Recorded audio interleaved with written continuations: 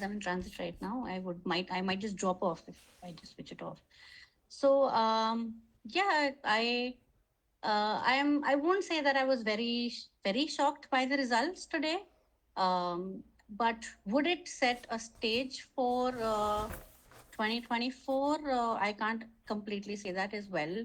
I feel now with growing times, people are very clear about what they're looking for in state and what they're looking at the national level.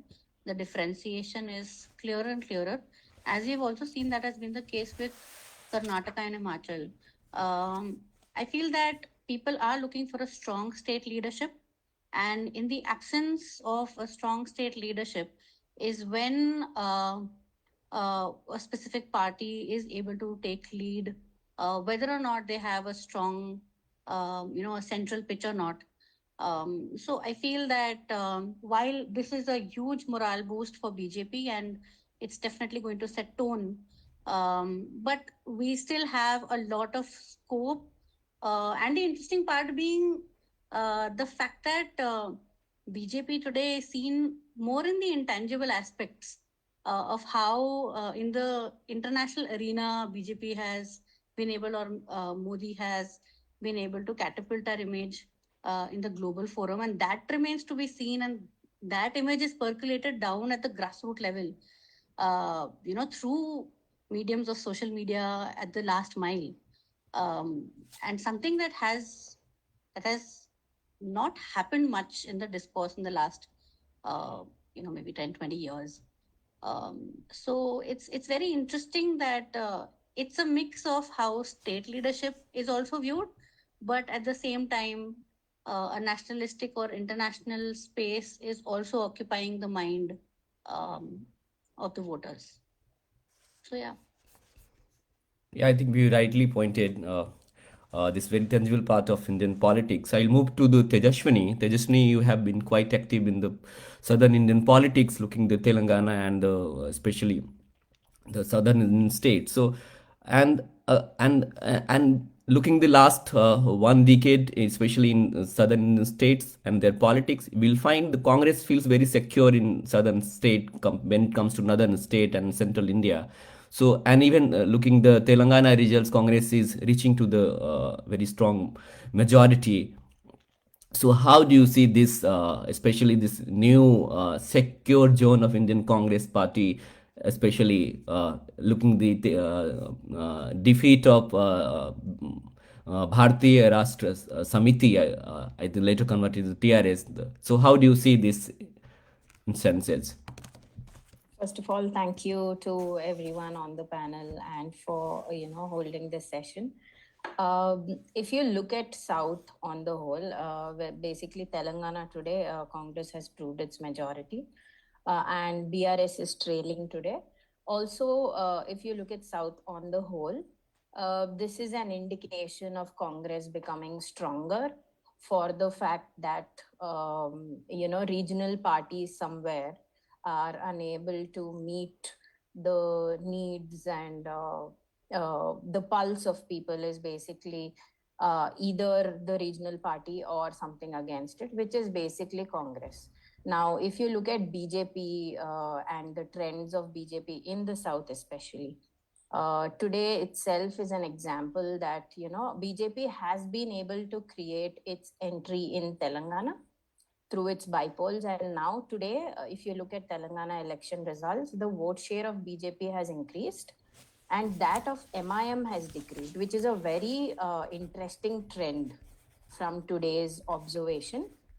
Usually MIM has its 6-7 seats always intact, but this time it has lost its vote share considerably, also because of Congress getting in the race. That's one aspect. On the whole, if you look at AP, BJP has not been able to make any impact there. Also because of regionalism being a strong thing in the South versus the North, where BJP can sell its religion message, Hindutva message across North, whereas that doesn't work for you in the South as a party. So that is one aspect because of which BJP has not been able to make any difference. Also, the Congress win in Karnataka recently has strengthened the belief in the southern states that Congress has a chance. Right. Also because BJP's discrimination against South in terms of fund allocation, in terms of projects, investments, national projects being, coming to the southern states, the allocation has not been equal compared to if you look at the northern states. So that is something the southern diaspora feels very strongly, though it contributes the highest to India's GDP in terms of earnings and stuff. It never gets back anything substantial. Right. So so that is indicative clearly of BJP not really making that much progress, but Congress definitely gaining ground because there is no choice. So again, looking this whole, especially the state assembly result, अगर हम मध्य प्रदेश की बात करें धर्मेंद्र, तो मध्य प्रदेश छत्तीसगढ़ में, खासकर छत्तीसगढ़ में बहुत ही ये स्ट्रॉन्ग बिलीफ था लोगों का और इवन कांग्रेस पार्टी का कि छत्तीसगढ़ में हमारी वापसी फिर से होगी, और लेकिन भूपेश बघेल पुनः दोबारा मुख्यमंत्री होंगे, और जिस तरीके की पूरा का पूरा नैरेटिव गढ़ा गया। लेकिन अभी का जो करंट, अभी जो इलेक्शंस के रिजल्ट बता रहे हैं, वो लग रहा है कि बीजेपी वहाँ पे भी पूरी तरीके से, मतलब बहुत ही बड़ी मेजोरिटी के साथ आने वाली है। तो अचानक से ऐसा क्या हुआ? क्योंकि आप जमीनी स्तर पे मध्य प्रदेश छत्तीसगढ़ दोनों को देख रहे हैं, तो मध्य प्रदेश में तो बहुत एक्सपेक्टेड था, क्योंकि वहाँ पे वो पूरा सनातन हिंदुत्व का डिबेट बहुत स्ट्रांगली मूव कर रहा था, लेकिन छत्तीसगढ़ में ऐसा क्या हुआ? First of all, thank you, Yadav, for inviting me on this very important platform. मैं पहले मध्य चालू करता हूँ, और जहाँ पे मैं हूँ और जहाँ पे मैं चीजों को बहुत कीनली ऑब्जर्व कर रहा था। First of all, Madhya Pradesh में सनातन वर्सेस अदर का कोई बात ही है, क्योंकि जिस तरीके से कमलनाथ ने या पूरी कांग्रेस ने जो हिंदुत्व का मामला है उस पर अपने आप को पोजीशन किया था, उसमें आप बीजेपी और कांग्रेस में डिफरेंशिएट कर ही नहीं। अगर आप वीडियो को, अगर आप सिर्फ ऑडियो सुने, आप कह नहीं पाएंगे कि ये कांग्रेस का प्रवक्ता बोल रहा है या बीजेपी का प्रवक्ता। ठीक है, तो रिलीजियस लाइन पर तो ऐसा कोई फॉल्ट लाइन मध्य प्रदेश में था ही नहीं। और अगर आप कमलनाथ जी के यहाँ जाएंगे छिंदवाड़ा, तो वो इस चीज के लिए जाने जाते हैं कि उनके यहाँ सबसे बड़ी हनुमान जी की मूर्ति। दिग्विजय सिंह इसलिए जाने जाते हैं क्योंकि वे हर दिन 2 घंटे पूजा करते। दिग्विजय सिंह इसलिए जाने जाते हैं कि उन्होंने 70s में भी नर्मदा की परिक्रमा की। ठीक है, और अगर आप पिछले 6 महीने को देखें, जहाँ पे आपने देखा होगा कि इस तरीके से कथा का एक ट्रेंड था मध्य प्रदेश में, तो जितनी कथाएं बीजेपी के नेता करा रहे थे, उससे ज्यादा कथाएं कांग्रेस नेता करा रहे। ठीक है, तो जिस तरीके से कर्नाटक में बीच में बजरंगबली का मुद्दा आया था, कहीं वो मुद्दा मध्य प्रदेश में ना आ जाए, इसलिए जो भी नेता किसी भी विधानसभा में जाता था, सबसे पहले वहां जाकर वो सुंदरकांड करता, वो भी गड्ढे चौराहे पर एक सार्वजनिक स्थल पर। तो उस पर तो कांग्रेस ने बहुत अच्छे से काम किया था कि कैसे बीजेपी चुनाव में हिंदुत्व वर्सेस अदर का मुद्दा ना हो। पहली बात तो आप हिंदी पट्टी में अगर हिंदुत्व के नैरेटिव को मध्य प्रदेश में कांग्रेस ने तो अच्छे से टैकल किया, लेकिन जो चीज जहां बिगड़ी वो मुझे लगता है कि अभी हो सकता है कि एक बाय एंड लार्ज उनको ये लगे कि ये लाडली लक्ष्मी योजना का लहर जहां मध्य प्रदेश में बीजेपी ने अच्छा परफॉर्म किया। पर मुझे इसके पीछे एक और जो मूल वजह दिखती है वो ये है कि जिस तरीके से ओबीसी के मुद्दे पर कांग्रेस ने अपने आप को बैकफुट किया, कि केंद्र में तो राहुल कह रहे हैं कि हम कास्ट सेंसस कराएंगे, ओबीसी का सेंसस कराएंगे। ठीक है, राइट। लेकिन जैसे ही आप बात करें मध्य प्रदेश के लीडर से, कमलनाथ हूं या कोई हूं, उस पर वो कुछ नहीं कह रहे। जाति जनगणना के सवाल पे भी हम आएंगे, लेकिन छत्तीसगढ़ में क्या देखते हैं आप? छत्तीसगढ़ में ये एकदम से पैराडाइम शिफ्ट का जो पूरा सवाल ये कैसे हुआ अचानक? छत्तीसगढ़ तो एक अभी तो बहुत अबूझ पहेली है, क्योंकि आप किसी भी सर्वे को ले लीजिए, किसी भी एक्सपर्ट को सुन लीजिए, वहां से तो मुझे ये तो अपने आप में अभी केस स्टडी की तरह हम देख सकेंगे इसमें कि लास्ट मोमेंट पे आपने पूरा का पूरा इलेक्शन कैसे एक अपनी तरफ झुका लिया, और टिल लास्ट डेट तक तो कोई था। इवन आप सर्विस को देखिए, मध्य प्रदेश में तो कह सकते हैं कि भाई सर्वे आया था, लेकिन 10 में से 9 या 8 सर्वे तो छत्तीसगढ़ में कांग्रेस की सरकार बना रहे थे। तो सर्वे के उस मेथड पे भी सवाल उठते हैं कि जो एग्जिट पोल के मेथड हैं, मतलब शुरू से हमेशा से रडार में रहा है और अंडर इन्वेस्टिगेशन रहा है कि आपका मेथड क्या है, किस तरीके से आप सैंपल कलेक्ट करते हैं। वो तमाम सवाल हैं जो I think it's very important to highlight and discuss. But I would like to ask Krishna, how do you see as a external from Mumbai, how do you see these elections, especially assembly elections, from sitting in the Mumbai campus, and how do you see what could be the possible discourse going to be happen next year? Is it about Congress versus BJP, and other things are also in the pitch? Okay. When 2018 state assembly election happened in 2018 of the three states, Chhattisgarh, Madhya Pradesh, and Rajasthan, then all Congress swept all three states. But when 2019 election happened, then BJP won because of Modi magic and national issue related to Jammu Kashmir and all of that. But right now, it's BJP won swept all these states. So there is no any doubt to BJP going to lose election in 2024. It's already clear that BJP is going to win majority, get majority in the 2024, because there is large number of they achieved takes G20, people talak. They are going to they are already introduced women reservation bill, and they played a key factor also in this state assembly election. Also, Adivasi first tribal women president we got. So we all one prominent question is that Chhattisgarh, Madhya Pradesh, and Rajasthan, they all are tribal dominated states. In Chhattisgarh, every third voter is tribal. In Madhya Pradesh, 21% of the tribal population. In Rajasthan, there is 17-18% tribal population. So there is very silently tribal president BJP when installed. So there is silent shift of the tribal voters in that states. When you see the results of the 2018 states assembly election, there is BJP Congress won in these all elections due to SC/ST Act developed by the Supreme Court. And in these all states, there is large number of scheduled caste and scheduled tribe population comes forward on the road.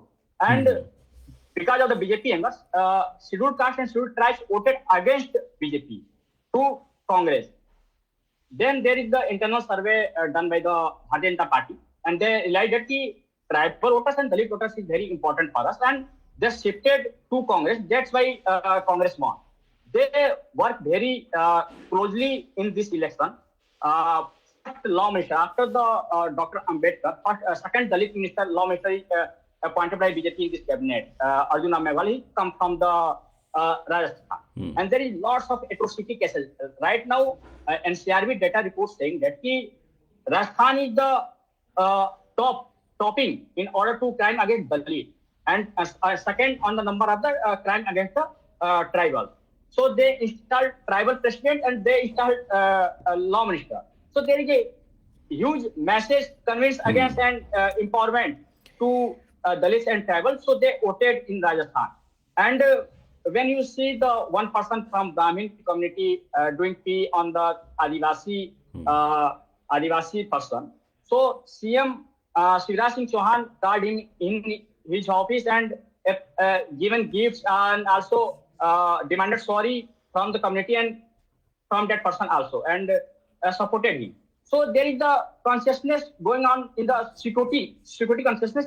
When any upper caste person will do atrocity on a CM direct standing from it. Right, right. But when you see in Rajasthan, lots of atrocity happened. Never Priyanka Gandhi, never Rahul Gandhi gone or that Ashok Gehlot Right. gone to meet that person. So this is anger among scheduled castes and scheduled tribes. I am seeing the key three key player in this women voter, Ladli Bahan Yojana or women reservation bill, tribal voters and Dalit voters. Very played a key role in this. Right. Yeah, I mean, definitely, I think what you mentioning about the symbolic politics, what BJP played is very important, and what Congress missed to do in that symbolic politics is very important. But the larger question is still, I would like to move to the floor, and everybody entitled to just I mean, I don't choose. Anybody can answer that. So there's a very strong message coming from this election that the coming elections and especially the Indian democracy is going to be bipolar. India, especially the BJP versus Congress. So what do you think? Are regional parties still, going to remarkably turn or significantly going to shape the discourse, especially the state politics discourse, or is it really going to be versus Congress versus BJP? Like, what's the regional parties going to do in all, especially the utopian and the very hypothetical conception of the bipolar politics? So how do you see these things? Anyone, please. I own gonna choose. So, Nikhil, you wanna say something? Yeah, thank you, Vidyasagar. So, okay, so when we are discussing this election results of 4 states, though, when you are asking about this question, the bipolar contest in Indian politics, then from this assembly elections, this seems that it's very relevant questions, because even when I start from the Rajasthan of these 4 elections, then I found that this is not its first time, but it has a historical bipolar election between the BJP and Congress.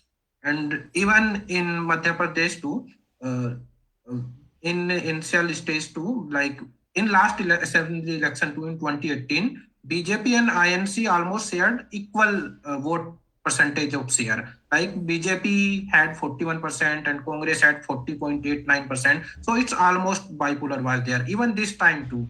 So in Chhattisgarh too, when we go into the bipolar politics, you see that there is Congress and there is BJP. So they're bipolar things.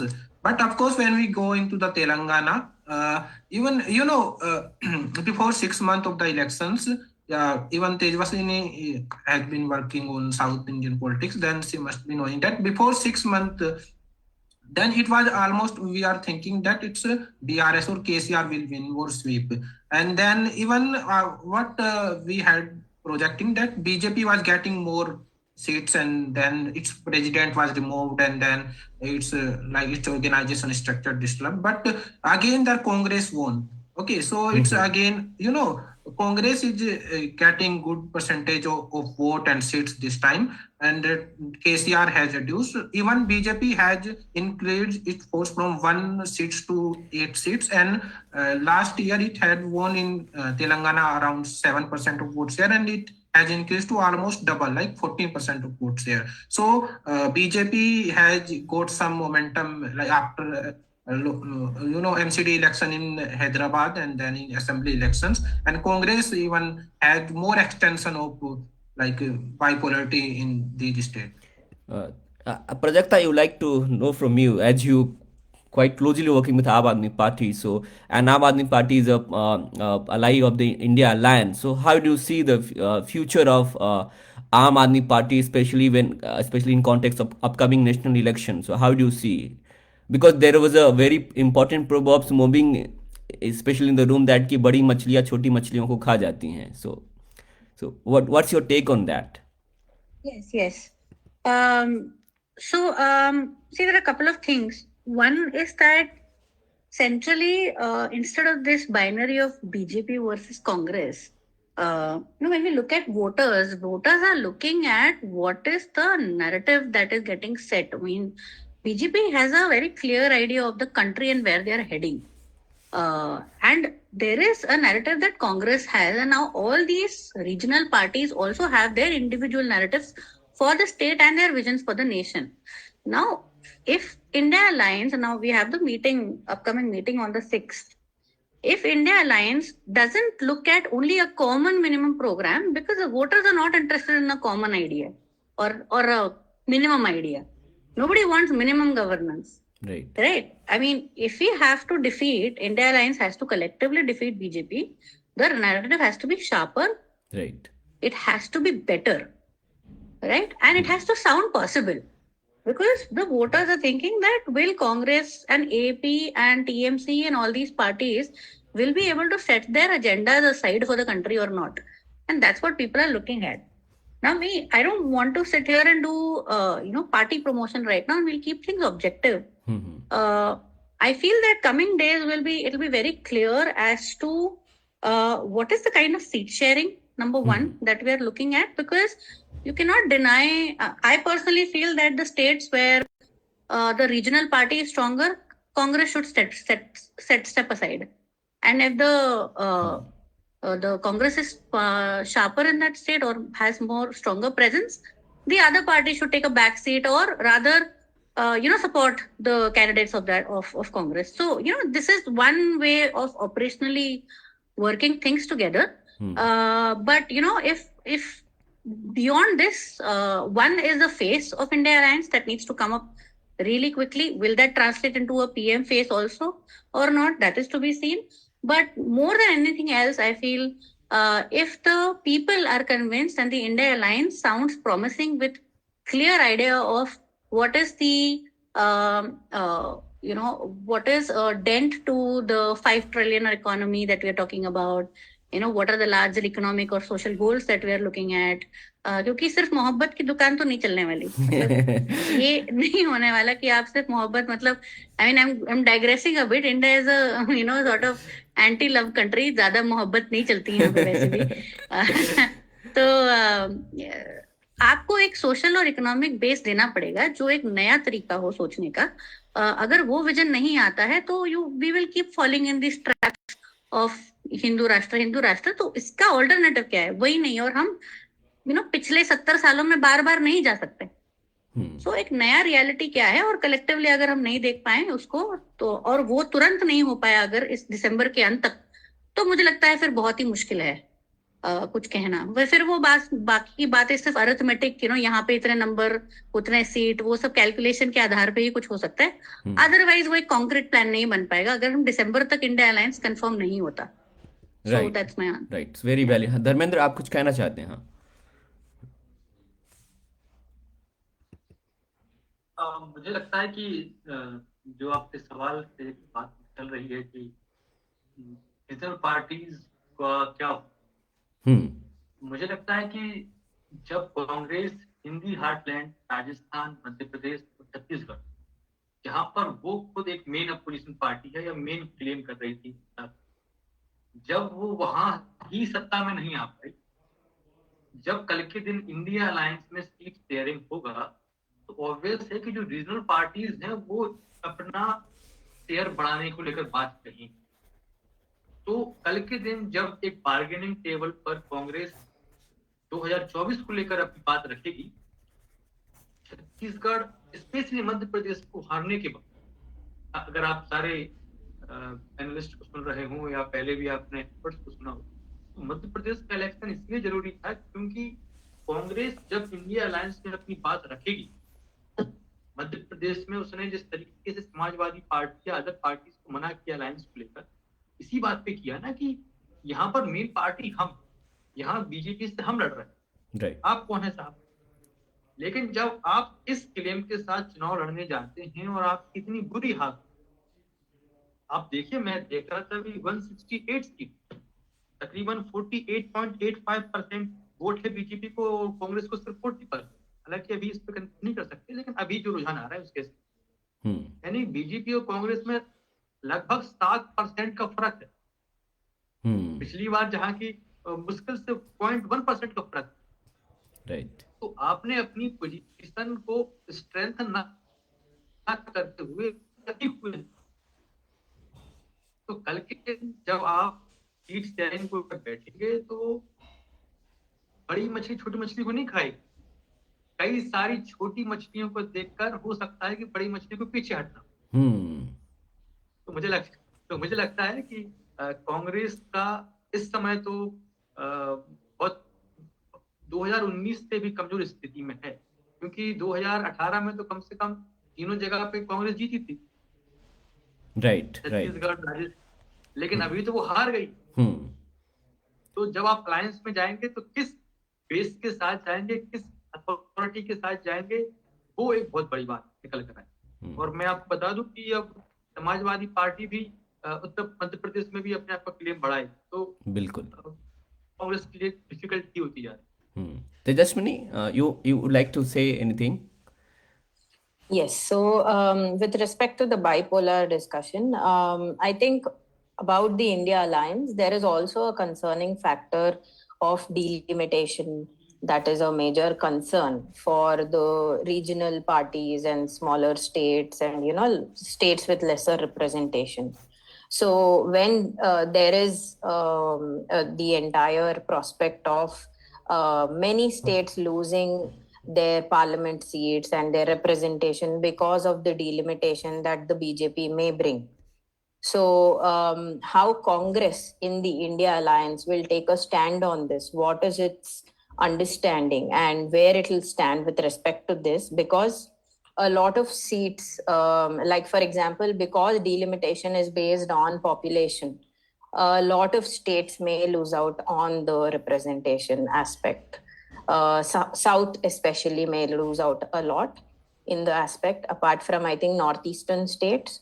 So that is of concern, and the delimitation will also strengthen the northern belt while weakening the other regions of India. So that also may play a key role in how whether it will be a bipolar fight or whether it will be a fight within the India alliance where Congress has to take a stand and have clarity on whether and how it would come to understanding with the regional parties which have their own opinions about the delimitation bill on the whole also will probably be a crucial aspect. Like Prajakta ji said about the numbers may come later, but it is also very important to understand how these numbers may affect the overall representation of states across India. Right. Tejaswini, I also like to hear from you, especially this Ovasi factor.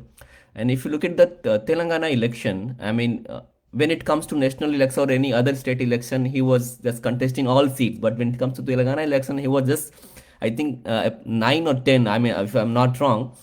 And so, what was this? What he's trying to convey? So MIM is one party historically that is pro any government, any party that forms the government. Basically, they know that very clearly that they are going to win 6-7 seats every time, and these are also the seats where voting percentage is very less because they don't let voting happen. Right. Historically, this has been the pattern. For example, you take Malakpet. This time, actually, Yakutpura is something they lost and BJP won. Also, because MIM has been in an alliance with the TRS very openly. That has been a cause of concern for when BJP came into the fray, and in the GHMC, BJP made a considerable impact. And later in the bipolls, you can take Huzurabad or Mungod. In all the bipolls that were happening, the BJP won. So with respect to the decision of dropping off Bandi Sanjay as the state president and then Kishan Reddy taking over, the moment BJP dropped Bandi Sanjay was when the campaign for BJP weakened internally within party also. Even for the state. Otherwise, there was no Congress in play at all until, say, 6 months ago. So even the whole understanding of BJP BRS, which was repeatedly reflected by the Congress in the Telangana elections, saying that BJP, BRS are together along with MIM. So MIM factor is a major hit for the BRS this time. Also because the Congress has been able to play it really well in terms of showing that BJP and BRS are in an alliance, while BJP and MIM fight openly, they are together.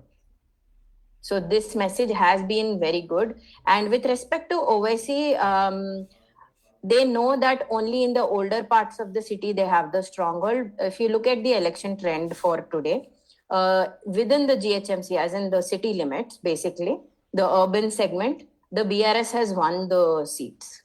Whereas if you look at Congress, the pattern of voting, even the percentages of voting have been almost drastically more compared to the urban voting that happened. And that's where Congress won a lot of seats. So there is very clear anti-incumbency. Right. In rural belts, especially if you take districts like Nalgonda, Warangal, all these are key belts of the Congress that, basically decimated BRS in these places. So going with that, MIM cannot make impact apart from its minority, non-minority in areas where there is no minority. If you take, there are pockets of Adilabad district and stuff where there is a Muslim population and stuff, but beyond that, there is not considerable aspect where they can make an impact. Secondly, MIM very clearly knows that their impact within Hyderabad is very limited. Also, their alliance with KCR from before has worked in their favor until now. Right. At least we have hope that Hyderabad's name is not gonna change sooner. So let's see. So another, I think, important question we can draw from the especially Telangana election, this R.S. Praveen Kumar and the role of Dalit Bahujan politics, especially how BSP played into especially different role. So अगर हम राजस्थान, छत्तीसगढ़, मध्य प्रदेश और तेलंगाना, इन चारों राज्यों के चुनावों को देखें तो एक जो सबसे बड़ा मुद्दा था जो कांग्रेस ने उछाला वो था जातीय जनगणना का, कास्ट सेंसस का। दूसरा जो पब्लिक वेलफेयर स्कीम्स हैं, खासकर जो सरकारी योजनाएं हैं, चाहे राजस्थान में हेल्थ इंश्योरेंस स्कीम्स हों या दूसरी और भी जो स्कीम्स है, इवन तेलंगाना में कांग्रेस ने बहुत सारी प्रोमिसेस की हैं। तो एक जो चीज है कि ये पब्लिक वेलफेयर स्कीम्स और जो कास्ट पॉलिटिक्स है, इन दोनों में से कौन सा फैक्टर जो है किसके लिए कितना इफेक्टिव रहा है? कांग्रेस ने कास्ट सेंसस को उछाला तो क्या कांग्रेस उसको भुना पाई, या जो वेलफेयर पॉलिटिक्स का जो पूरा एजेंडा था बीजेपी ने भी उतना ही प्रमोट किया, कांग्रेस ने भी उतना ही प्रमोट किया? तो अगर हम एट द एंड देखें तो क्या लगता है, मतलब I would like to hear from the expert, what do you think कि is it this rise of very neoliberal turn welfare politics in Indian, especially Indian politics, or it's like a retreat of the caste politics as like caste census का impact कहाँ दिख रहा है आपके चुनाव में देखें तो आप कैसे देख रहे हैं? निखिल, कृष्ण, आप कुछ कहना चाहेंगे इसके ऊपर? यस विद्या। हेलो, हाँ बताएं। कौन बोल रहा? मैं? हाँ, yes you can. Caste census का जब मामला कांग्रेस ने उठाया तो मतलब वो रेट जो वॉइस है ना, वो मतलब बहुत एक तो आप लेट कर दी। 90s के समय में जब कास्ट सेंसस का मामला उठा था, यही राजीव गांधी ने फ्लोर में, सदन में बाकायदा इसका विरोध किया था कि कास्ट सेंसस नहीं होना चाहिए और मनु कमीशन का रिपोर्ट नहीं लागू होना चाहिए। बीजेपी ने सपोर्ट किया था वीपी सिंह को, और आज आप 30 साल के बाद जब आपकी राजनीति ढलान पे है या खत्म हो रहा है, तो 30 साल के बाद आप उसको उठा रहे हो। जब आपकी सरकार थी तो 2011 के मतलब सर्वे आपने कराया था, 2011 का कास्ट सेंसस, लेकिन उसने तो आपने रिवील नहीं किया। तो मतलब एक जो मैसेज कन्विंस हुआ, ये सोसाइटी में ये मैसेज कन्विंस हुआ कि आप टोटली एक पॉलिटिकली प्ले इसको ही प्ले कर रहे हो, आप उसके प्रति ऑनेस्ट नहीं, क्योंकि जब आपके हाथ में पावर था तो आपने कुछ किया नहीं, कास्ट सेंसस का रिवील नहीं किया। नॉट इवन अब 2015-16 में कर्नाटक में कास्ट सेंसस इन्होंने कराया था, लेकिन यही सिद्धरमैया की सरकार ने रिवील नहीं किया। फिर सरकार फिर दोबारा बनी, लेकिन अभी तक वो रिवील फिर 2018 में के बाद फिर अभी जस्ट बनी है, लेकिन अभी तक उसने रिवील नहीं किया। तो आप नेशनल लेवल पर कुछ और कर रहे हो, स्टेट लेवल पर कुछ और कर रहे हो, तो एक कंबाइंड जो है ना कनेक्शंस नहीं है कि पार्टी किधर हेड कर रही है। सेकंड चीज, गहलोत की सरकार जो ईबीसी का 6% रिजर्वेशन एक्सटेंड किया कि हम कास्ट सेंसस कराएंगे और 6% रिजर्वेशन एक्टिवली बैकवर्ड कास्ट को देंगे। आप सरकार में रहते हुए अगर कास्ट सेंसस करा दिए होते और वो 6% रिजर्वेशन आप इंक्लूड कर दिए होते, तो वो जो बेनिफिशियरी कास्ट है वो आपको वोट करता। आपने वोट उतना ही पाया है। अगर आप कंपेयर करोगे कांग्रेस का वोटिंग परसेंटेज 2018 में जितना कांग्रेस पाई है या फिर अभी का जो पाई है, तो कांग्रेस के वोटिंग परसेंटेज बहुत ज्यादा गिरावट नहीं है, 1% या 1% से कम ही कुछ गिरावट आया है। लेकिन भारतीय जनता पार्टी ने बहुत ज्यादा ग्रो अप कर लिया है। जैसे आप बात करो मध्य प्रदेश में 40% पिछली बार भी कांग्रेस पाई थी, 40% आज भी पाई है, लेकिन 8% बीजेपी ने उससे अधिक पाया। तो 8% कहां से आया? 8% आया है उसको आदिवासी की पार्टी से, 8% से 2% आया है आपको बसपा से। बसपा के लिए मैंने एक आर्टिकल अभी लिखा था द प्रिंट में, उसमें आया था कि 16% दलित समाज, शेड्यूल कास्ट 16%, और उस 16% से 10% रविदसिया कास्ट है, चमार कास्ट। वहां पे बकायदा उन्होंने पूरे प्रदेश में, पूरे स्टेट के हर डिस्ट्रिक्ट में रविदास यात्रा निकाला था, समरसता यात्रा रविदास, और वो 100 करोड़ का टेम्पल बन रहा है। और पूरा समाज को उन्होंने, जैसे राम मंदिर बन रहा है ना, वैसे पूरा समाज को उन्होंने उतार दिया था वहां पर। पूरे शेड्यूल कास्ट लीडर वहां पे मध्य प्रदेश में वहां पे जाकर पूरा कैंपेन करते, और वो जो वोट पड़ा है 2% बढ़ा है। मतलब शेड्यूल कास्ट में विदिन चमार कास्ट का वोट शिफ्ट हुआ है बीजेपी को। ये बहुत एक साइलेंट है। आप देखो कि ट्राइबल बेल्ट में बहुत अच्छा कांग्रेस ने परफॉर्म किया था 2018 में। इस बार ट्राइबल बेल्ट में कांग्रेस में गिरावट आ गया। वो ट्राइबल बेल्ट में भी बीजेपी ने बहुत अच्छा प्ले किया। पीवीटी जी अभी इन्होंने बिरसा मुंडा के जन्म जयंती पर अभी झारखंड में जाकर 15 नवंबर को इन्होंने अनाउंस किया, और पीवीटी 75 ट्राइबल ग्रुप को इन्होंने चिन्हित किया है कि हम इनके लिए एक अलग से स्कीम 25,000 करोड़ रुपए का लॉन्च कर रहे हैं। उस पे ट्राइबल का एक बहुत साइलेंट वोट पड़ा है। तो मतलब ऐसे, और यही नहीं कि गुजरात का असेंबली इलेक्शन में जो इतना अभी तक मोदी के एरा में, मोदी जब तक वहां पे सीएम थे, ट्राइबल बेल्ट में कभी मोदी नहीं जीते। लेकिन after installation of Draupadi Murmu, BJP won in the tribal area in Gujarat. Right. That's why they touched 160 seats. So, मतलब there is silent voter. What I am saying is, everyone known that कि BJP is a upper caste elite urban party. लेकिन BJP ये समझ गई है कि हम continue, अगर हमको कंसिस्टेंट बने रखना है सरकार में, तो हमको कहाँ काम करना है। वो समझ गए हैं कि हमको लोअर कास्ट पे काम करना है। तो आदिवासी, दलित, विश्वकर्मा स्कीम अभी लॉन्च किया उन्होंने 17 सितंबर को। विश्वकर्मा स्कीम जो आर्टिसन कास्ट, सर्विसेज कास्ट के लिए, उस पर मैंने आर्टिकल लिखा है, इसमें न्यूज में उसमें आया है। विद इन ओबीसी कोटा, अगर आप जातिगत जनगणना जब बिहार का कास्ट सेंसस देखते हो, तो कास्ट सेंसस में 36% लोअर ओबीसी है और 28% अपर ओबीसी है। तो मतलब अपर ओबीसी के कंपेरिजन में पॉपुलेशन वाइज भी ज्यादा है लोअर ओबीसी। प्लस जब आप वोटिंग परसेंटेज देखते हो कि कौन किसको वोट करता है, तो अपर ओबीसी की अपनी पार्टीज है। बिहार में यादवों की पार्टी है, मध्य प्रदेश में यूपी में यादव की पार्टी है, राजस्थान हरियाणा में जाटों की पार्टी है, साउथ में रेड्डीज की पार्टी है। लेकिन लोअर ओबीसी की कोई अपनी पार्टी नहीं। लोअर ओबीसी बेसिकली क्या कर रहा है कि वो, उसको पता है कि हमारी संख्या कम है, लेकिन वो कल्ट में आके बहुत बड़ा वोट बैंक करता है। वो बीजेपी को बहुत ज्यादा वोट कर रहा है। और होता क्या है कि इंडियन पॉलिटिक्स में कि जो मार्जिनलाइज्ड सेक्शन है, चाहे एससी एसटी, लोअर ओबीसी और वुमेन, वो वोकल कम होता है। तो जो आप बता रहे हो ना छत्तीसगढ़ में कैसे हो गया, दरअसल वो साइलेंट वोटर होते हैं।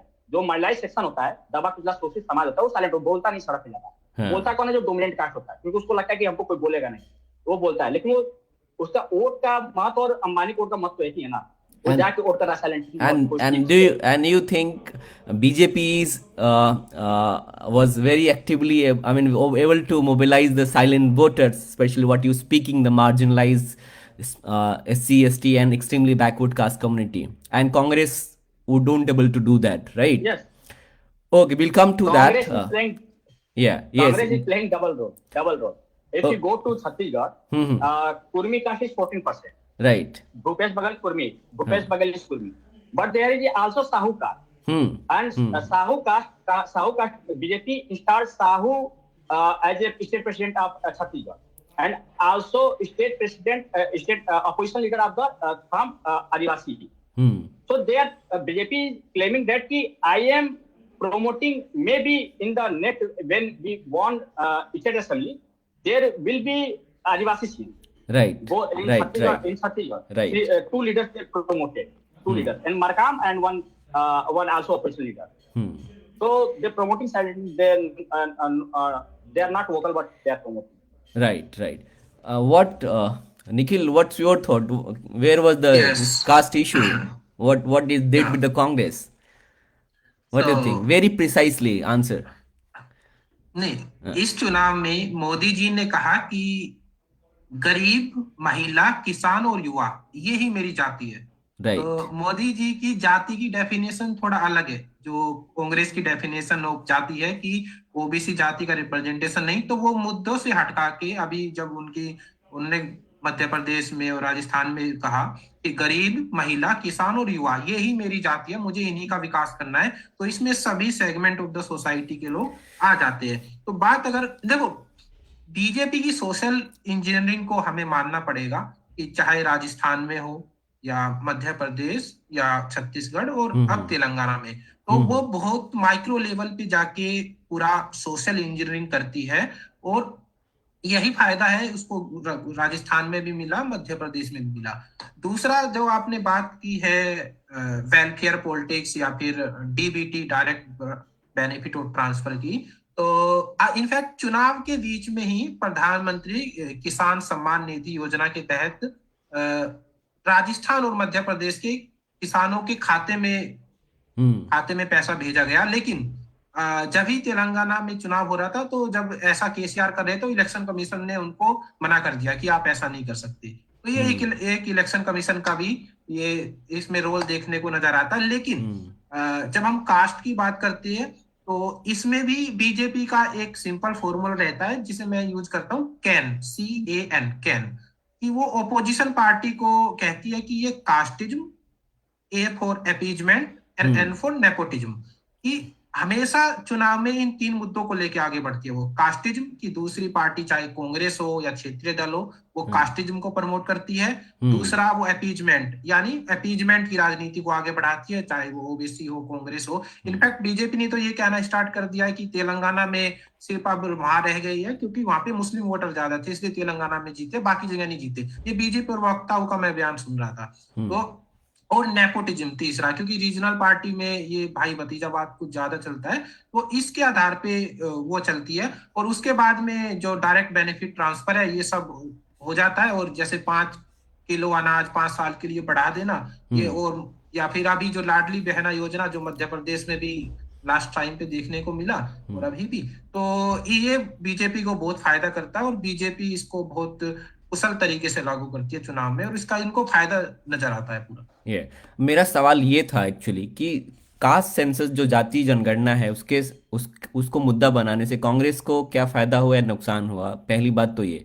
दूसरा कि कास्ट सेंसस यानी जो कास्ट का जो सवाल है, जो जाति का सवाल है, कहीं ना कहीं वो it was very deeply associated with the caste based political parties like Bahujan Samaj party, Samajwadi party, RJD and other. So caste census और कास्ट के सवाल को डायरेक्टली कन्फ्रंट करना क्या कांग्रेस के लिए नुकसान रहा है, ये सवाल है मेरा। Tejashwi, are you getting what I am trying to कि I mean the bringing the caste question directly, initially it was very associated with the regional party based on the caste identity. So don't you think Congress misplayed this caste card because they must rely on they left this issue on the regional party or the caste based political party? What do you think? So that's my question. So I can speak about Telangana currently, given that it is it is the current this thing. In Telangana, Congress's approach this time was very different compared to what it usually does. Earlier, there was a lot of appeasement caste-wise, but this time they stuck to a universal, scheme, welfare programs sort of thing. They came up with the 6 guarantees, just like how they did in Karnataka. They've identified section-wise approach, which is basically women, youth, farmers, general electricity issue, and education. So these were the 6 guarantees they announced, which is a very different approach compared to their usual, approach of welfare schemes for, say, SC/STs have a separate kind of thing, which is what actually KCR did. The BRS did locally. For example, you can take something like Dalita Bandhu. Right. That was a scheme that was targeted just for the Dalits before the bipole in the state. And he expected that would give him a lot of returns in terms of elections, but actually these schemes failed. If you look at Telangana as a whole, it is a dominated state by BCs. Right. And hence, the kind of approach that you would take for a caste-based welfare schemes or, rollout for caste-based approach may not work. And this is something Congress realized early. Whereas though BJP tried to target it because of its, vote share not doing so well as expected this time in election, but it has increased considerably. But because of the BRS BJP alliance this time, it has actually hit BJP a lot. Otherwise, BJP would have gained a lot with its, like Nikhil said, social engineering that it was trying to do, and it sort of succeeded in increasing its vote share, but not really when it comes to attracting the people, because more or less they did not have an agenda to drive in Telangana. Also because they were not in the race, not so strongly. So if you look at the Dalits, and I was speaking to some of them from the lower segments, it was a clear indication that, this time we are going with Congress because BRS has not done anything for us. Right. Prajakta. From the STs, right. Communities, yes. Right. Yeah. So Prajakta, how do you see, especially it will add this caste question, especially when it comes to Maratha reservation in Maharashtra. So how do you see this going to be happen in national election, or how do you see this issue? Yeah, from the Maharashtra lens, as you know, the Maratha Kranti Andolan is ongoing. And what is happening particularly in the Marathwada region of Maharashtra is, I think after a really long time, at least of my understanding, right now, there is absolute Pravesh Bandi. There is no entry for any politician right now to visit people, to conduct programs. Politicians are, there are major banners kept placed right at the entrance of a village that, such politicians are not allowed today. I am working closely with the few farmers for their agitation, which is going on, on the crop insurance matter. And the pushback that people, and while political parties are coming in the Andolan, to support it, and the one who's leading it is somebody who is an ex-Shiv Sainik. But he had to completely, leave his own identity, political identity, for people to come, despite of being politically active for 10 years at the grassroots level. So such is the effect right now that caste-based politics, or specifically in the matter of reservation, that Maharashtra is seeing right now. I read somewhere that Zarange Patil almost mobilized 1 crore people. Right. So it is massive. It's massive, but there is a major political vacuum that's created in Maharashtra today. People are looking for a new alternative in Maharashtra. People are very, very disillusioned by all political parties. And this matter of, personally, I feel that it may not see any result. The Maratha Kranti Andolan, it may not see the desired results that it is aiming for. Because at heart, it is an agrarian distress. At heart, it's an economic distress that people are facing.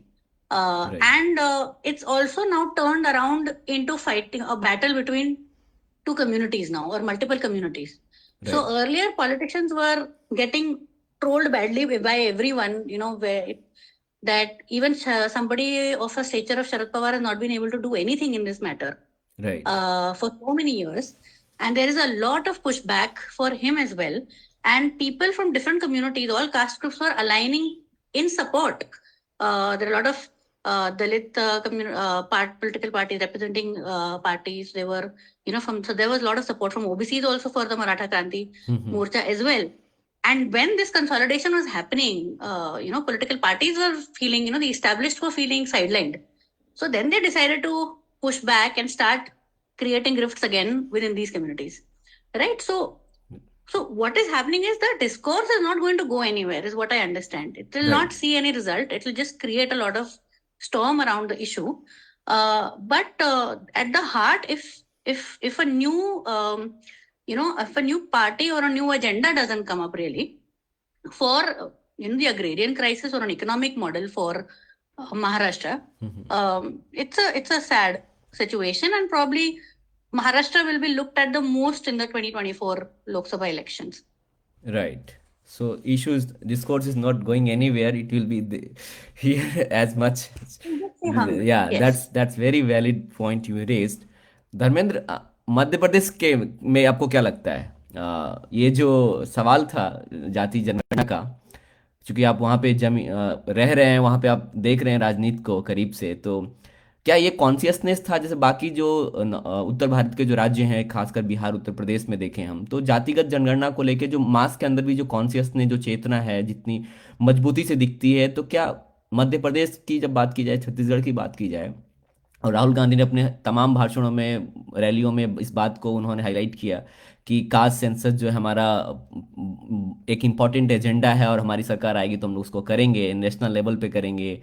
चाहे नौकरशाही में उन्होंने गिनवाया कितने हमारे secretary OBC हैं, तमाम ऐसे मतलब जो खासकर बैकवर्ड कास्ट का जो मुद्दा था, लोगों ने लिखना शुरू कर दिया था, मंडल पॉलिटिक्स 2.0, रिट्रीट दिस, और ये तमाम चीज़ें उठने लगी थी। तो मध्य प्रदेश में और छत्तीसगढ़ में ऐसा क्या, मतलब क्या वो कॉन्शियस नहीं दिखा ग्राउंड पे?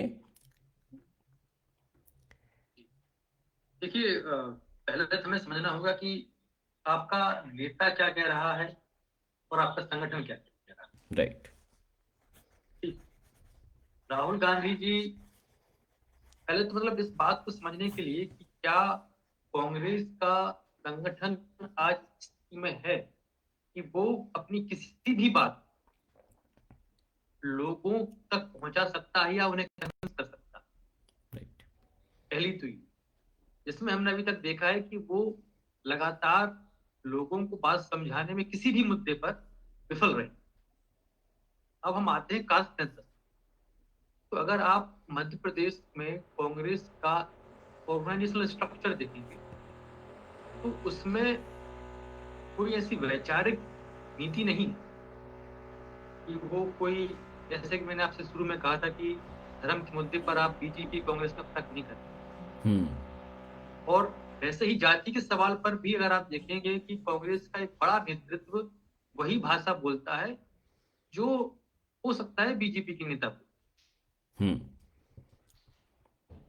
ठीक है, तो कांग्रेस की जो ऑर्गेनाइजेशन है वो इस पोजीशन में नहीं थी कि वो राहुल गांधी के उस पॉइंट को एक्सेप्ट करके, एंडोर्स करके लोगों तक पहुंचा।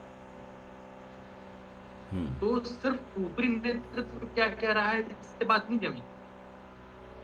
आपकी जिला कार्यकारिणी और ब्लॉक कार्यकारिणी में जो लोग हैं, क्या वो इनफ इक्विप्ड हैं इस उन तर्कों से, उन बातों से जो लोगों को कन्विंस कर सके? उसके लिए चाहिए होती है ट्रेनिंग और वैचारिक प्रतिबद्धता। तो आप बिना उसकी तैयारी कराए, बिना अपने ऑर्गेनाइजेशन में जिन लोगों को आप कह रहे हैं कि हम ओबीसी को क्या सेक्रेटरी की बात कर रहे हैं आप ब्यूरोक्रेट में, पर क्या आप ये बताएं कि मध्य प्रदेश में इतनी इंपॉर्टेंट पोजीशंस पर आपने ओबीसी को रखा अपनी ऑर्गेनाइजेशन में? आप हमें ये बताएं कि जब आप ओबीसी की बात कर रही हैं तो आपने बीजेपी से कम ओबीसी टिकट दिए हैं। Right, right. 2023 के चुनाव में आप कह रहे हैं कि कास्ट सेंसस पर हम बात करें, ठीक है, कीजिए बात, किसने मना किया है? लेकिन जब एक बाहर बैठा हुआ व्यक्ति देखता है या ओबीसी कम्युनिटी का व्यक्ति देखता है कि भाई आपकी ऑर्गेनाइजेशन में हमें उस तरीके से जगह नहीं मिल रही है, आप हमें बीजेपी से कम टिकट दे रहे हैं, और बीजेपी का सीएम फेस खुद एक ओबीसी है, और आपके जो ओबीसी फेस हैं, जैसे अरुण यादव एक बड़े फेस हैं या कमलेश्वर पटेल एक बड़े फेस हैं, ऐसे ही अलग अलग कम्युनिटीज के बड़े बड़े फेस।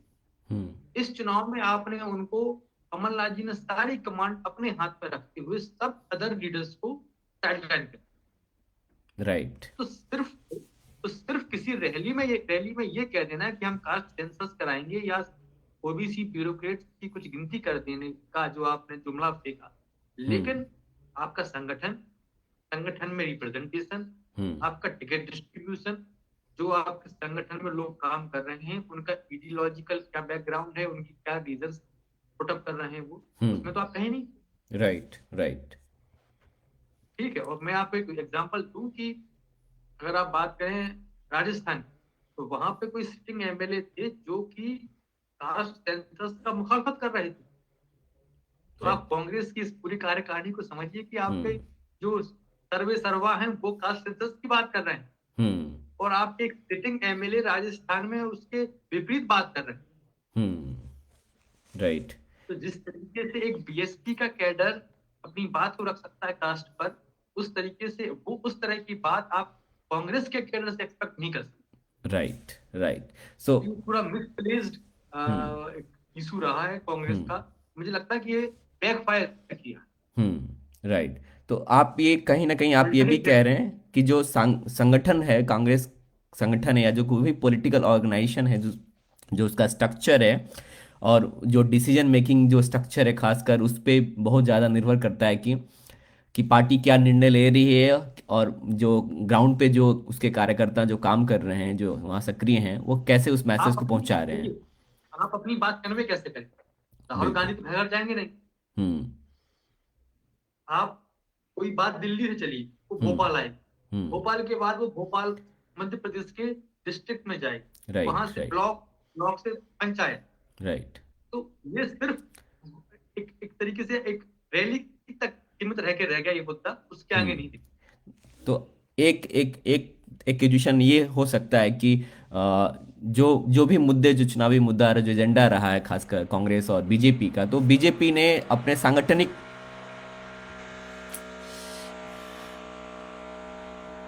मेरे फ्लोर पे साउंड हो रहा है, थोड़ा आवाज़ आ रही है, कोई नॉइस डिस्टर्बेंस हो रही है। जनरली संडे को जर्मनी में साउंड नहीं अलाउ है, फिर भी लोग कर रहे हैं, आई डोंट नो। तो मेरा मतलब कंसर्न जो है राइट। सो मेरा कंसर्न ये है, एक्चुअली सवाल ये भी था कि कांग्रेस का जो संगठन है, जो उसका ऑर्गेनाइजेशनल स्ट्रक्चर है, वो बीजेपी से अभी भी compete नहीं कर पाएगा जिस तरह से बीजेपी और आरएसएस मिलके उसको compete करते हैं। लेकिन सोशल मीडिया एक बड़ा रोल, जो सारे पैनलिस्टों ने हाईलाइट किया है, और निखिल का इस पे काम है। निखिल, आपसे हम जानना चाहेंगे कि सोशल मीडिया ने क्या रोल प्ले किया है इन विधानसभा चुनाव में, कैसे देख रहे हैं हम? क्योंकि कांग्रेस ने भी बहुत ही ज़्यादा इसके ऊपर इन्वेस्ट किया इस बार, सोशल मीडिया को लेके अपने।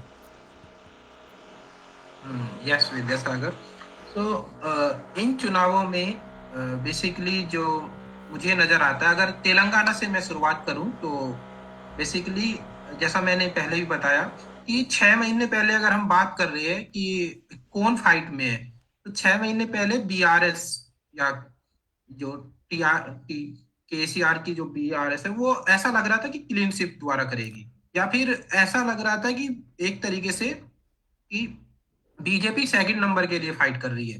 लेकिन जैसा कि तेजस्विनी ने बताया कि जैसे ही कर्नाटका का चुनाव जीता कांग्रेस ने, उसके कुछ समय बाद सर्वे कराया गया। सर्वे का काम आजकल हर पार्टियां करती है। उसके बाद में देखा जाता है कि कहाँ पे हमारी ज्यादा संभावनाएं हैं। तो उसके बाद में सिर्फ 6 महीने या फिर 3 महीने के अंदर जो कांग्रेस ने एक पूरा प्रोग्राम किया, डिजाइन बॉक्स बेसिकली उसके लिए जो काम कर रही है, या फिर इनफैक्ट जर्मनी में बैठ के ही कुछ लोग या यूएसए में बैठ के ही सोशल मीडिया का काम देखते हैं उसका, तो उन्होंने देखा कि तेलंगाना में ज्यादा स्कोप है, तो बेसिकली उसका पूरा इलेक्शन मैनिफेस्टो बनाया गया, उसके लिए नैरेटिव तैयार किया गया। हाँ, ये बात बिल्कुल स्पष्ट है कि जो कांग्रेस के प्रदेश अध्यक्ष, आई थिंक रवंता रेड्डी जो मैं है नाम, तो वो ग्राउंड पे एक्टिवली लागू हो रहे थे। उनकी दरअसल जो रेड्डी है, रमंता रेड्डी, उनकी पॉलिटिक्स अलग प्रकार की है जो इन चीजों से अलग करती है, जो ट्रेडिशनल है। एक तो वो जहां भी जाते हैं पूरा रंग में, जो रंगमंच टाइप होता है, उस तरीके से अपनी पॉलिसी को, एजेंडे को फैलाने का प्रयास करते हैं। तो सोशल मीडिया के थ्रू इस बार क्या किया गया कि जो इलेक्शन मैनिफेस्टो में बातें कही गई थी कि ठीक है केसीआर तो पैसे नहीं लेता, लेकिन उसका जो एमएलए है सारा, वो पहले साइकिल पे चलता था, बीएमडब्ल्यू में चलता है पूरा। तो ये एक प्रकार का नैरेटिव पूरा सेट किया गया और फिर उसको सोशल मीडिया के सारे पूरा अच्छे स्ट्रक्चर्ड तरीके से पूरा लागू किया गया। तो तेलंगाना में जाके ये पूरा, क्योंकि तेलंगाना में ये बहुत बड़ी बात है कि पिछले बस 3-4 महीने में कांग्रेस ने इतना सारा गेन किया।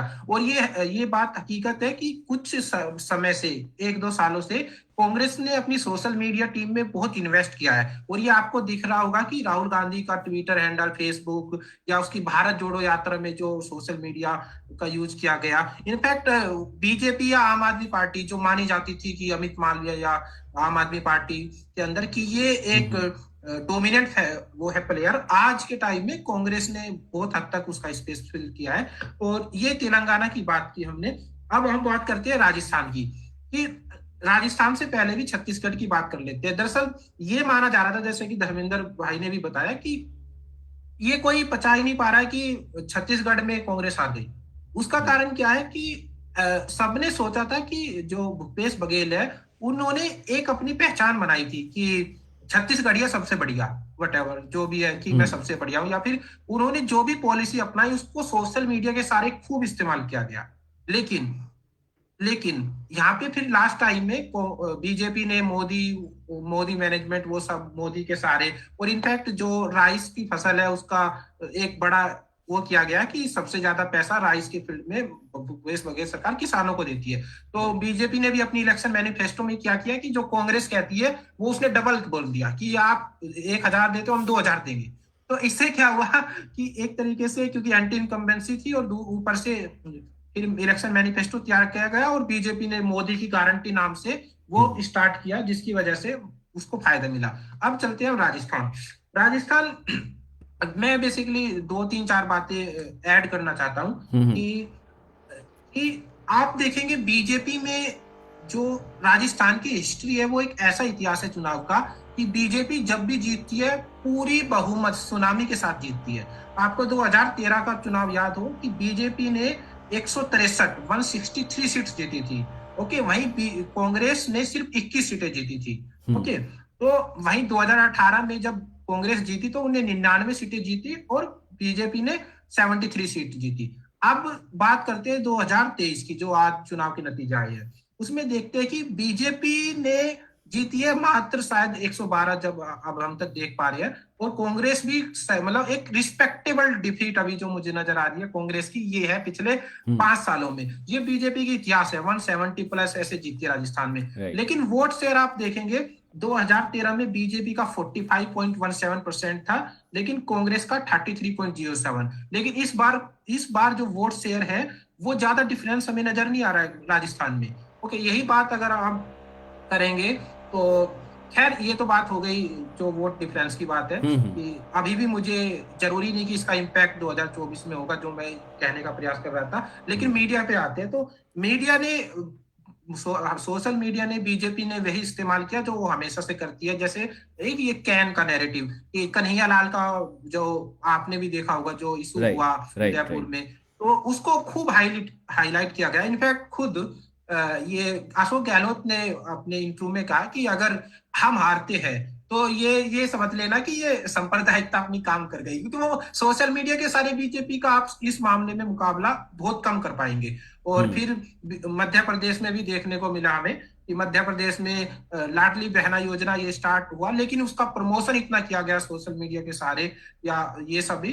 तो इस वजह से मुझे लगता है कि हालांकि कांग्रेस ये अब पहचान चुकी कि social media one of the dominant factor, उसने पूरा यूज किया है, लेकिन क्योंकि बीजेपी के पास ऑलरेडी रिसोर्स है तो वो अभी आगे। राइट। आई थिंक बहुत इंपॉर्टेंट पॉइंट आपने हाईलाइट किया कि खासकर राजस्थान के कॉन्टेक्स्ट में जो पूरा कम्युनल इशू का जो सवाल था।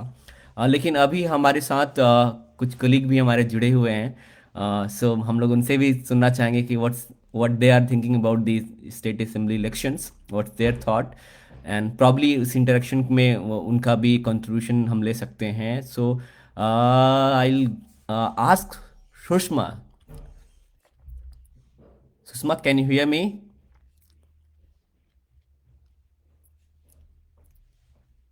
Sushma, can you hear us?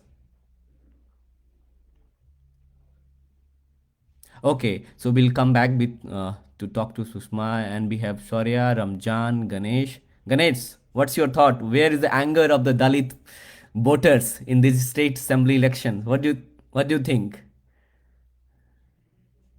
Yeah, thank you so much for this actually, and I was very patiently listening. I mean, the analysis is very very important, and I also get lots of insight from the panelist actually. That would be helpful also to understand the politics in different state also, and also the important things that here is coming from the entire discussion about I also always just saying that there is a political arithmetic and the electoral politics is something different from the social activism.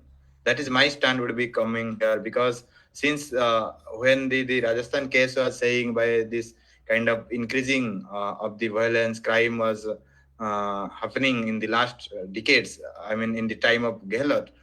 Therefore, it is a kind of anti-incumbency happening. The Dharmendra and others who already told that aspect. I think that is also we can see in the every state kind of anti-incumbency factor has been worked actually. Even in Telangana case, there is no BJP, but the other another regional party was there. And South case is something different. We see the questions of anger. Actually, it is up to the strategy of mobilization of the political party that I think Congress is not able to grasp that aspect of the strategy, and mostly the Chhattisgarh case, we get surprised after looking the result. Everyone also agree that why Chhattisgarh happened this actually. So now Right. this is the time to look upon the Congress party also in the different dynamics. I mean the dynamics they are unable to understand the people's. Right. And also from the ground, why the parties are not, I mean, able to understand the people's perception and the people's views, because I think the narrative that Nikhil was saying, Congress is not able to set, unlike BJP, since we can see the very contrasting factor in the Madhya Pradesh case, since they are ruling from the long time. Right. Again, they won the elections with a margin actually, and in the contrast, Rajasthan and Chhattisgarh, Congress are just ruled 5 years. I mean, just very short time, and they lose. So this factor would be the more important things, and Congress need to rethink upon their own strategy for the national election. If they would like to win the election, and Right. winning and losing is something different. That is the people's. But I would like to also know from the panelists, since they are the experts in the political and the electoral politics, since I'm not that much expert on the electoral politics. So my question is, how does the other factors, since we are talking about the caste and the kind of identity politics that matter in the last politics, so how the other kind of things like since this is the time when the debates is going on the electoral bonds, so how this kind of political finance, I can say, I mean the money and kind of local politics, since you are active in the ground politics. So I would like to know something like how the BJP, if since they have owned, and how the Congress manage the money in the politics actually in the campaigns, their poster, banner, all these things, along with the social media page. I would like to know from the panelists. Just that's my concern. Thank you. Thank you, Ganesh, for raising very important question. Anyone can answer if suits to you, if you feel comfortable to answer Ganesh question.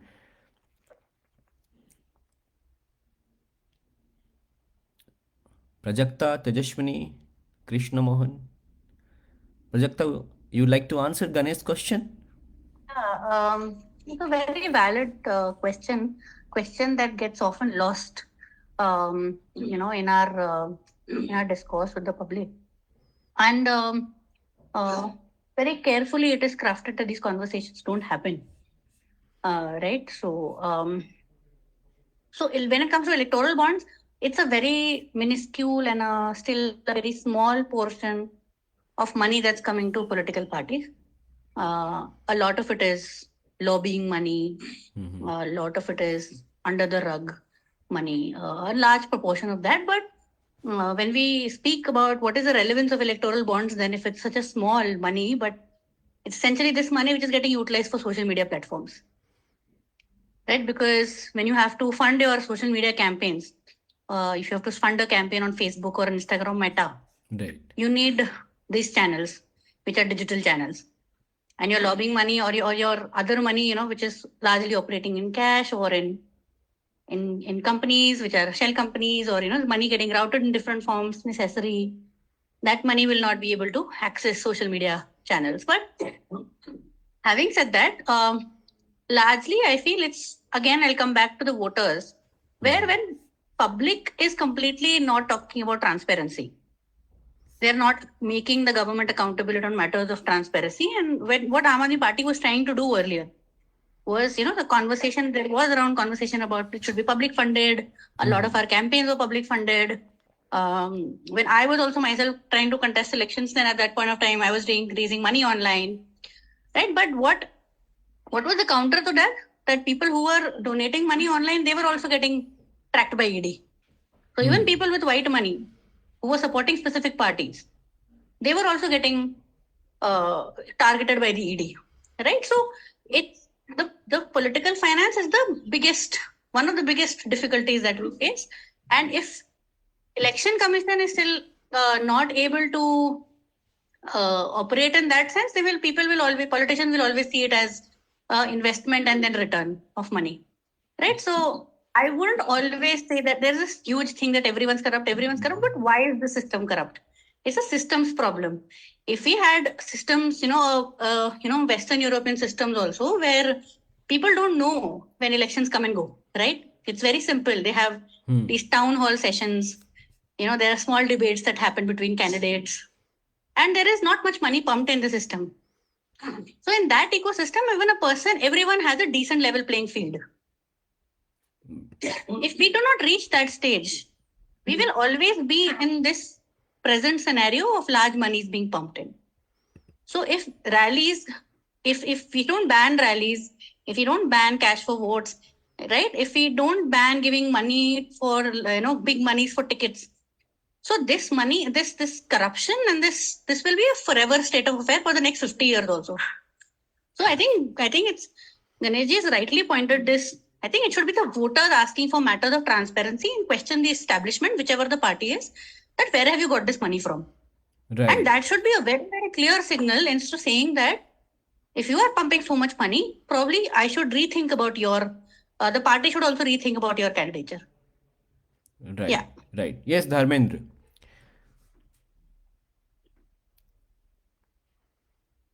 Thank you. जो गणेश ने सवाल उठाया और जिस तरीके से प्रजक्ता जी ने अपनी बात कही, मैं उसी कंटिन्यूटी में बात करना चाहता हूँ.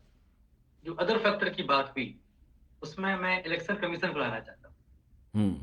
और जो प्रजक्ता जी ने पैसों की बात की, तो मैं इस पर मध्य प्रदेश का एक उदाहरण देना चाहूंगा कि जिस तरीके से सबको पता है कि लाड़ी लक्ष्मी योजना बीजेपी की स्कीम, ठीक है, चुनाव से 7 दिन पहले, यानी कि 17 तारीख को वोटिंग थी और उससे 7 दिन पहले यानी 10 तारीख मध्य प्रदेश में 40% वुमेन जो कि इनरोल्ड हैं लाड़ी लक्ष्मी योजना में, उनके खातों में पैसे ट्रांसफर किए गए.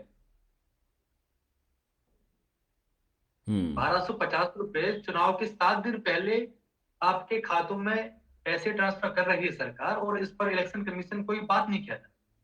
राइट. वोटिंग के 3 दिन पहले ये जो किसान सम्मान निधि है उसमें लोगों को 2000 रुपए दिए गए. जो मुख्यमंत्री सम्मान निधि है उससे भी 2000 रुपए दिए गए. तो आप समझिए कि किस तरीके से मध्य प्रदेश में चुनाव के ठीक 3 और 7 दिन पहले एक बड़े नंबर में लोगों के खाते में सीधा पैसा ट्रांसफर किया गया, जहां से ये एक आस जगी कि ये सरकार को हम क्यों हटाएं. ये जो पैसा आ रहा है ग्रामीण क्षेत्र में, जो महिलाएं के हाथ में सीधा पैसा पहली बार गया, उनको लगा कि हम एक ऐसी सरकार को हटाए जिस ये आती हुई लक्ष्मी को हम क्यों ठुकराएं, और ये कह रहे हैं कि इसको हम पहले उन्हें 1000 रुपए दिए, फिर पिछली 2 किस्तें 12,500 की, अब वो कह रहे हैं कि इसको हम धीरे धीरे 3,000 रुपए लेकर तक ले जाए। तो जिस स्ट्रेटेजिकल वे में उन्होंने ये पैसा ट्रांसफर किया और जो समय चूज किया है, उसने एक बड़ा ही एक अंडर करंट और एक बहुत लोगों में ये आस जगाई कि ये सरकार आई रहेगी तो हमें सीधा पैसा मिलेगा। सेकंड, तीसरा, जिस तरीके से कांग्रेस की डल कैंपेनिंग रही और जिस तरीके से बीजेपी ने सोशल मीडिया का यूज किया, उससे जो फर्स्ट टाइम वोटर,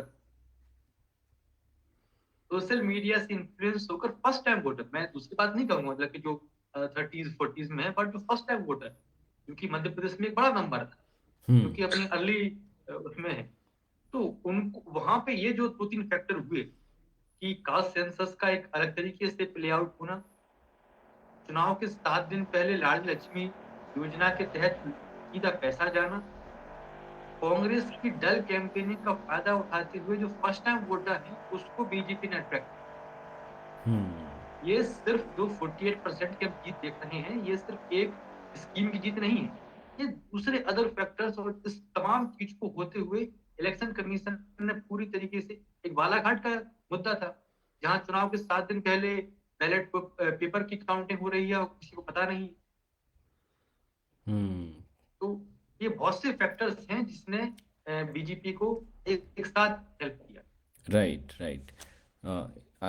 मतलब ये बहुत ही इम्पोर्टेंट सवाल है गणेश का, जो खासकर जो फाइनेंस का जो सवाल है, चाहे वो इलेक्टोरल बॉन्ड का सवाल हो या जो सरकारी योजनाओं के थ्रू खातों में जो पैसे ट्रांसफ़र किए जाने का सवाल है। तो ये इस चुनाव आयोग का जो आदर्श जो मॉडल कोड ऑफ कंडक्ट है वो भी इसके इन्वेस्टिगेशन के रडार में आता है, और चुनाव आयोग की पारदर्शिता पे भी सवाल उठते हैं और लोगों ने उठाया है, खासकर इससे पहले बहुजन समाज पार्टी और तमाम लोगों ने भी उठाया है इन सवालों को। कृष्णा मोहन, आप हमारे साथ हैं?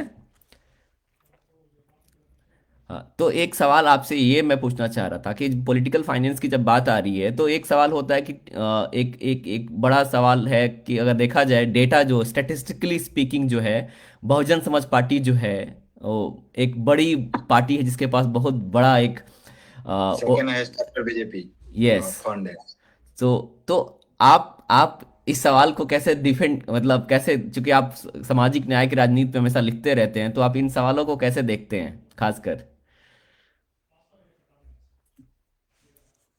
पॉलिसी की मुझे पता नहीं है किसके अकाउंट में कितना पैसा है, क्योंकि मैं ट्रेजरर नहीं हूँ पॉलिसी, और ये सब चीजें इलेक्शन कमीशन के का मामला है, वो अपना देखिए किसको कैसे मैनेज करना है, ये सब चीजें बहुत बड़ी चीजें होती है। नहीं, का अकाउंट मैं इंटरप्ट करना चाहूंगा कृष्णा, सवाल हमारा ये नहीं है, सवाल दरअसल हम आपसे ये जानना चाहते हैं, क्योंकि आप सामाजिक न्याय की राजनीति में हमेशा से लिखते हैं और खासकर बहुजन समाज पार्टी के ऊपर एक एक्यूजिशन लगाया जाता है कि टिकट का जो बंटवारा होता है या इस तरीके के सवालों पे पैसों का लेके, ऐसे कई सारे सवाल जो होते हैं जिन पे मतलब हमेशा एक किया जाता है, मतलब एक चोट की जाती है खासकर बीएसपी पे और इस तरीके की क्षेत्रीय पार्टियों पे।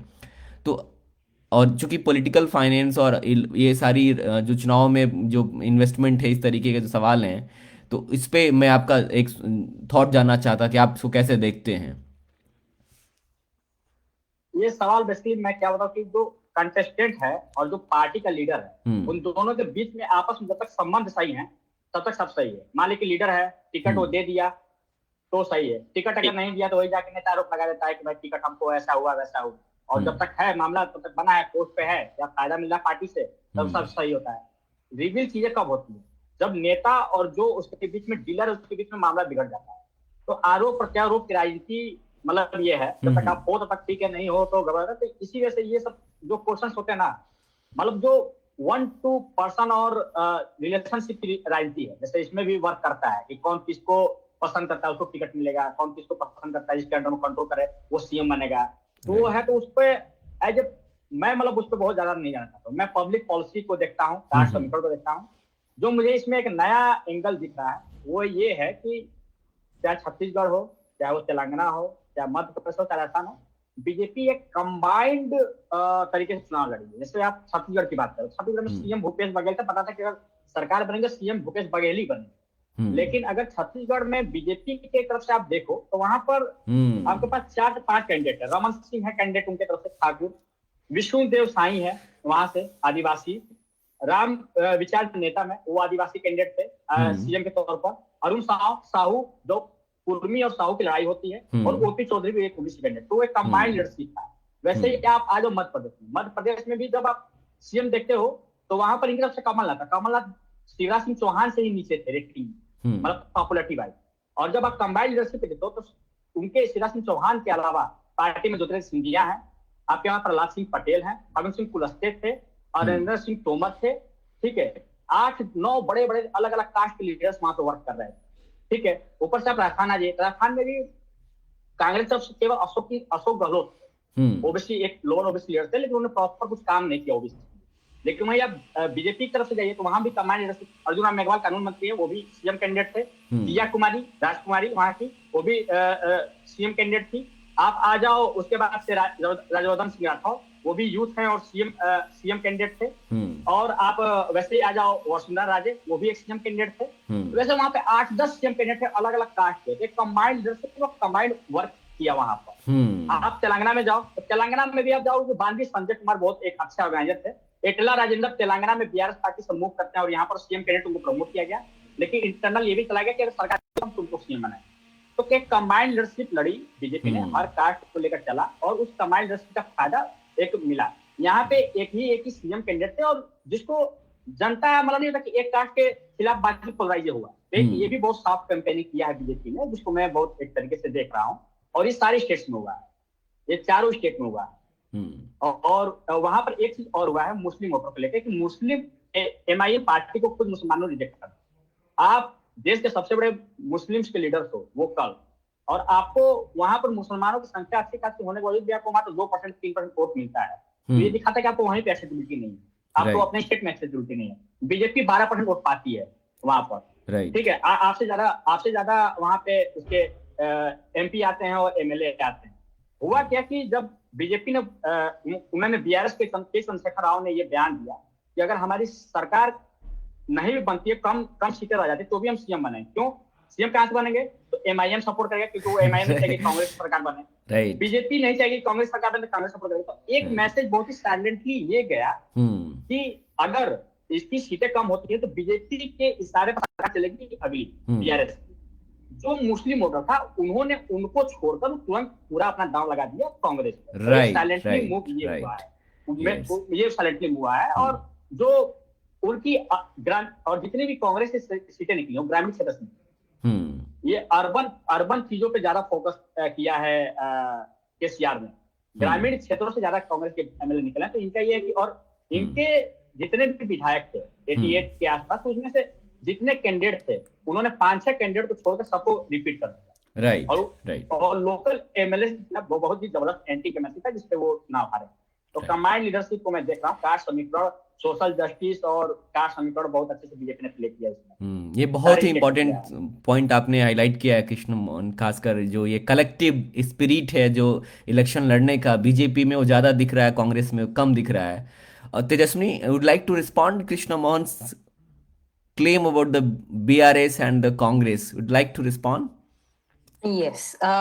So with respect to Telangana, what he said is absolutely right when it comes to, the silent move of Muslim voters from, BRS, though BRS MIM combined to Congress. That is one thing. On the other hand, like you said, when you look at Congress, it had a very different strategy for Telangana this time, also because the candidate, though they were not publicly declared, Revanth Reddy was not publicly declared as the CM face by, Congress High Command. They still took him and showed him as the face of the Telangana Congress, as the potential CM candidate. Also, it has a lot not to do with Congress as a party here, but Congress, the candidate here. Revanth Reddy, if you see, he has a TDP background. He is a person who jumped from TDP and became the PCC president against a lot of opposition from within Congress, Telangana Congress, where there are a lot of bigwigs who've been veterans in the Congress in Telangana state. So he comes from a completely different, he's cut out from a different cloth. He's not the regular Congress guy who, like they say, Congress is a party of leaders and not cadre. So Revanth Reddy is not that kind of a leader, and he comes from the outside. Hence, he was able to, convince internally among the Congress seniors and leaders, though there was considerable opposition. He could convince people that he is capable for the job. It took him 2 years to sort of come out and start building his, his strength around in Telangana. So Congress benefited from that. It did not directly benefit from its plan because its plan was nowhere there until, say, 6 months before, until the BJP BRS, understanding happened. Congress was never very close in the race. So unfortunately, this entire BJP BRS combine, which has happened, has given the whole thing away to Congress. Otherwise, if Bandi Sanjay, who is an OBC leader, a BC leader, if he remained as the Telangana BJP president, BJP would have been would have made a considerable impact this time in the election, and nowhere there would have been Congress or any other fight as such. So Congress did not have a strategy. They are still as disoriented as they always are as a party.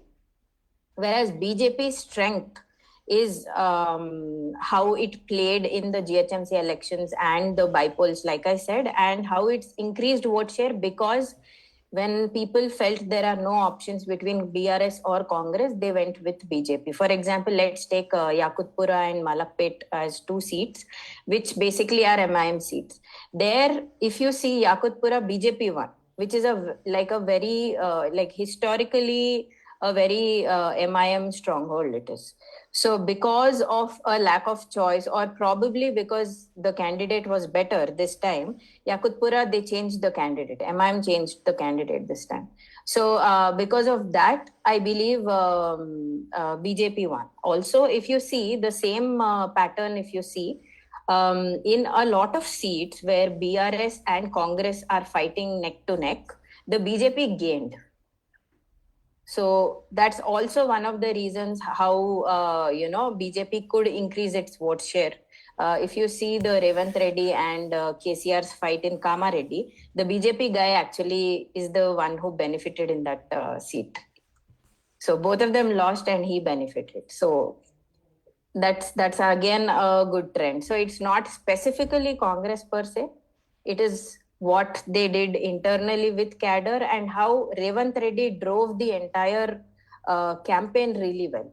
And also with one more mistake that BRS did at a bigger level is there were 20 to 30 seats where there was a very strong anti-incumbency against government, where they had to change the candidates. If you look at places like Aler, where the maximum voting percentages came from 95 to 98%, the sitting MLA was known for land encroachment, and there are a lot of such allegations against the current sitting BRS MLAs. So these candidates were not changed, like Nikhil earlier said, and they just stuck to their seats. That also benefited Congress because Congress brought in candidates who were earlier in the race, and some of them belong to the Reddy community, some of them belong to BCs and SC and ST communities, which is where Congress gained. That's why on the rural belt, if you see, most of the BRS MLAs lost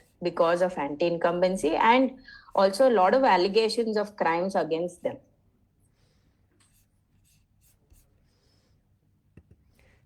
Thank you, Tejaswini. I think there's one question from Ramjan. Thanks for the great session. I just wanted to know about the election behavior of marginalized community about the BJP. Does it show things have changed regarding the BJP beyond being a communal party in these states, or has it emerged as a better option than the other party options in these states? Yeah, it's very political question, Ramjan, you raise.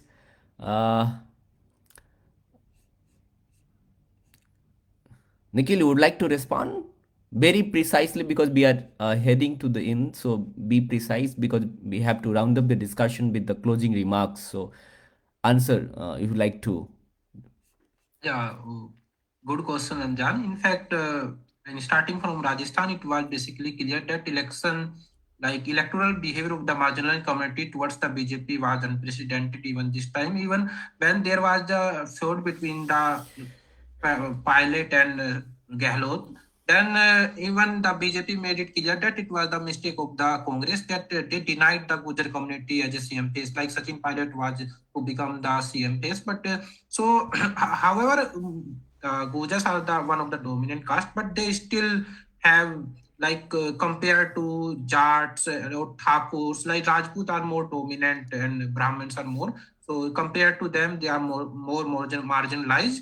Even when you go into the extremely backward communities group, they even supported the BJP because of the they feared from the dominant caste group. Even the recently invented the term to escape from the fear of the dominant community, they support the BJP. So even it was in traditional when you go in Rajasthan, the traditional upper caste and upper caste OBC and extremely backward caste, they vote for the BJP. And while for the Congress, it was like Brahmins, and then you have Muslims, and then you have Dalits. So this is the BJP has the larger vote share than the Congress in Rajasthan. Even in Madhya Pradesh too, as we know quickly that Madhya Pradesh has been of course, is the laboratory of Hindutva after this Gujarat. So Madhya Pradesh has one of the strongest cadre in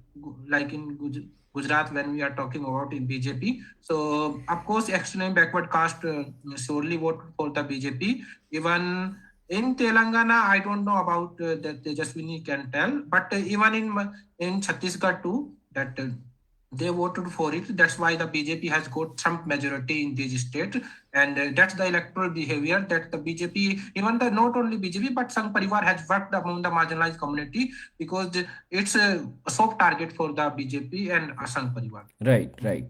Dharmendra, you like to answer? Be very precise, please. First of all, it's a landslide victory of BJP is not possible without a support of marginalized. The question arises that why they are supported for BJP. Probably the major answer is this, that the way welfare schemes, especially the schemes where the direct benefit of cash, or where the beneficiary got the direct cash from the government. Okay, and that faith that they will get that cash intervally, regularly. I think that's very important thing which we need to understand, that the marginalized sections are also the section which came from have not category. So they need some money in hand. So the way price rise and other things are hit, on the one hand means the government schemes and the government policies are responsible for price rise. Okay, and for inflation. On the other hand, they are giving just this minimum amount which just make people hand to mouth, and that is through schemes. And I think that's the scheme where such communities are looking for, and that's why they voted for BJP. So this cash schemes, I think they are very important to understand that how marginalized community behave and voted in this election. Thank you, Dharmendra. There's one other, I think, comment probably raised by Surya. It was a wonderful session. Thank you, Surya. I just have a very quick question around the idea of welfare scheme becoming the talk of the town before the elections. Given Gehlot government had a good track record of introducing very unique and significant schemes in the state of for social security, this didn't exactly translate into seats, vis-a-vis how a lot of analysis are pointing to schemes like Ladli Behna launched this year as one of the major factors behind Suraj's victory. So how do you these discrepancies really pan out within the Hindi heartland?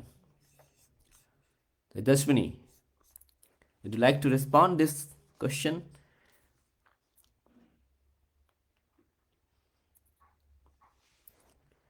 और कृष्ण, आप जवाब आप शायद respond करेंगे इस सवाल को। सौर्या का सवाल है कि हाँ बोलिए क्या, हेलो। हाँ, ये सौर्या का सवाल है जो ये जानना चाहती हैं कि जो ये पब्लिक स्कीम्स का जो पूरा पॉलिटिक्स है, पूरी राजनीति जो है, एक तरफ राजस्थान में वो फेल होता हुआ दिख रहा है, दूसरी तरफ मध्य प्रदेश में वो सक्सेस होता हुआ दिख रहा है। ओके, राजस्थान में अशोक गहलोत जो पॉलिसी स्कीम लॉन्च किए उनको आते आते बहुत लेट हो गया। तो जब सरकार करीब लगभग चुनाव आ गया ना, लास्ट समय में उन्होंने सारे चीजों को इम्प्लीमेंट करना शुरू किया। और सेकेंड चीज है कि मध्य प्रदेश में ऑलरेडी स्कीम्स जो चल रही थी मोदी सरकार की या फिर वहां के लोकल शिवराज सिंह चौहान की, वो सारे स्कीम उन्होंने मतलब नहीं होता डायरेक्ट बेनिफिट ट्रांसफर, तो सारी चीजें पहुंच गई। स्कूटी की योजना हो, चाहे लाडली बहन योजना हो, चाहे महालक्ष्मी योजना हो, सारी चीजें वो पहुंच गई। तो आइडेंटिटी एज वेल एज लाभार्थी politics do work BJP very playing very well compare to Congress in Madhya प्रदेश।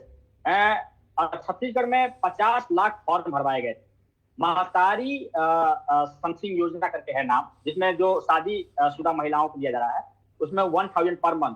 तो 50 लाख फॉर्म भरा। 50 लाख फॉर्म भराने का मतलब है कि 50 लाख वोटर आपका फिक्स हो गया, लेडीज का जो शादीशुदा है, वो ट्रांसफर हुआ कोर्ट में उस योजना के through.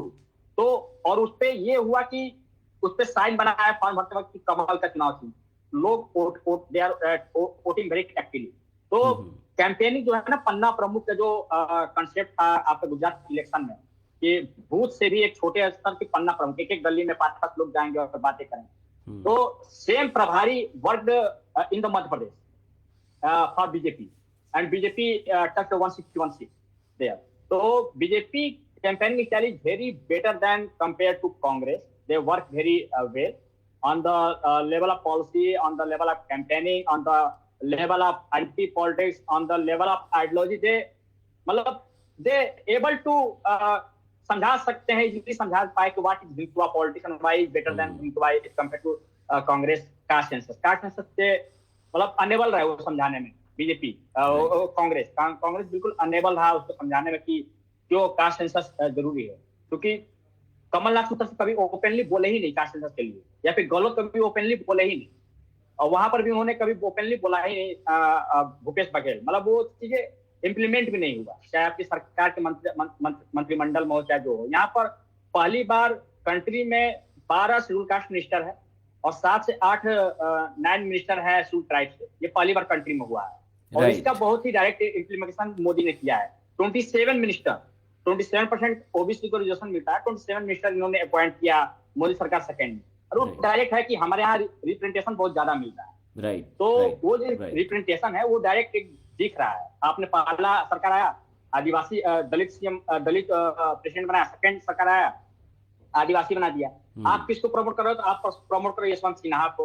Yashwant Sinha already from the RSS BJP background and you are saying that कि हम चाहते हैं कि देश में आरएसएस बीजेपी रुके। आरएसएस बीजेपी के प्रेसिडेंट प्रमोट करके, मतलब आरएसएस बीजेपी बैकग्राउंड से प्रेसिडेंट प्रमोट करके आप आरएसएस बीजेपी रुकना चाहते हो। यशवंत सिन्हा को प्रमोट करके, यशवंत सिन्हा के बेटे खुद बीजेपी से सांसद है।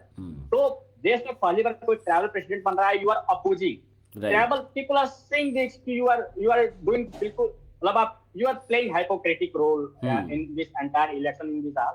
सो people are not with them, they totally voted for the. एक चीज और चलाना कि मोदी की गारंटी है, तो Modi something did for that society, so people are believing in Modi. Modi guarantee है। तो पीपल वहां पर राजस्थान में भी लोकल लेवल पर बीजेपी में ठीक नहीं चल रहा था, बट मोदी सेड कि control taken control in election campaigning under his control. Same thing happening in the Madhya Pradesh, same thing happening in the Gujarat. तो Modi factor is also working on local level election. This is very true. The whole election becoming the Modi centric and the Congress centric to some extent, but apart from these binaries, we are heading to the end of the discussion. And yes, Surya, we absolutely agree with what you pointed, the alternative politics and the different idea of the welfare politics. It must be addressed thoroughly. So as we are heading to the end of the discussion, it's a closing round for our panelists. So I'll start with Tejaswini. So how do you see the national politics especially the national politics after this 3 state election, and what do you expect, especially when it comes to national election 2024? Right. So currently, if you look at a pan-India format, I think there you need a very strong approach if you have to oppose BJP, because of its organizational strength being so strong, the strategies it takes, be it social engineering, the way it aces the social media game, or the way they psychologically influence people. The reason I'm saying psychologically is because even if there is nothing, for example, let's take Sardar Patel. He's a Congress guy, but how BJP owned Congress Right. person who is such a tall leader, a pan India leader, but how BJP just owned its the Patel and then made him a very tall figure for Indians, and kept reiterating the message of Patel for India, and kept saying that everything that BJP picks is psychologically hitting you somewhere. Right. So it's not just about your physical and your publicity that they play, but they also play with your mind a lot, and they inject it to an extent where you are either influenced by them with respect to religion, with respect to a very twisted logic where you tend to more or less agree. Right. They get you into a rhetoric like that. So their build of rhetoric is so strong that someone, even the personality, the cult of Modi that they've created around Modi and his aura, and the way his entire propaganda is constructed around BJP or Modi or the or the Hindutva propaganda, the way it's constructed is just something that Congress needs to just it cannot break it right now. In the position that Congress right now is at a national level, they need to really look at themselves and reinvent and look for something alternative that they can project. And especially, I think this is something to do with the Gandhi family, where they need to identify leaders within the Congress at a national level who are much more capable, Right. and much more serious. And there are people, but given that the entire dynasty is focused on themselves, that is one thing. And the state elections, coming to state elections, I believe the Madhya Pradesh and Rajasthan are a clear indication that BJP still is very actively holding those forts. Whereas I think South, it is a little different, if you have to see, because the Congress is sort of taking a lead because of though the BJP is trying to make an inroad in South, it still has, though Karnataka is still there and now Telangana is still there in terms of vote share, it still has to break Andhra and Kerala as such. So these, I believe, are not clearly indicative when it comes to South. But yes, on the whole, BJP still has a stronghold. And I think either it is India Alliance or Congress or any other regional parties, if they have to be together, they have to find something very strongly to hit the BJP at a electoral and even a national level scenario. Yeah, thank you, Tejaswini. Moving forward, I think Prajakta joined us again. Prajakta, can you hear us? Yeah, I can hear you. I put on the phone. No, thank you. Yeah, Thank tell you me. again. You joined. You managed to join anyhow. So thank you so much. So we are just about to end the discussion, and we are taking the last round remarks from you. So what do you think about coming election, national election? How this state assembly election gonna impact the discourse and narratives around the national politics? So